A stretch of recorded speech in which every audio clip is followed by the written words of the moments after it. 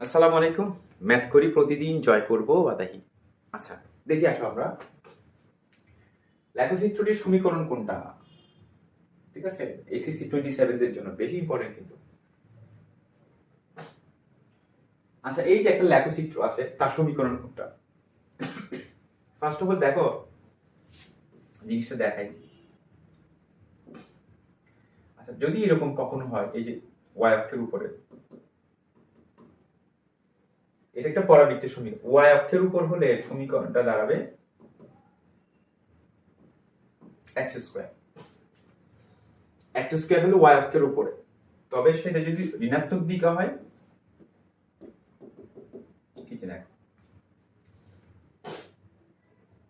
X square হলো Y অক্ষ হবে। ঠিক আছে, এক্স স্কোয়ার। এরপরে দেখো, আমি যদি এটা যদি দেখাই, দেখো এক্স অক্ষের উপর হলে, এক্স অক্ষের উপর হলে কি হবে যেন ওয়াই স্কোয়ার হবে। ঠিক আছে, তখন কি হবে, এক্স হবে ওয়াই, তাহলে কি হবে X equal to Y square হবে। বুঝছি বিষয়টা। আর যদি এই দিকে হয়, তখন হবে X equal to minus Y square হবে।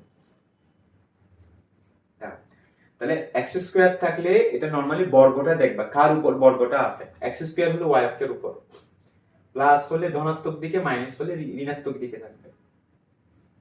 সেই হিসেবে দেখো আমার অ্যান্সারটা কোনটা হবে, ওয়াই অক্ষের উপর, তাহলে এক্স এর উপর স্কোয়ার থাকবে, এক্স এর উপর স্কোয়ার থাকবে, এবং ধনাত্মক দিক ঋণাত্মক দিক, এটা কিন্তু ঋণাত্মক দিকে, ঠিক না।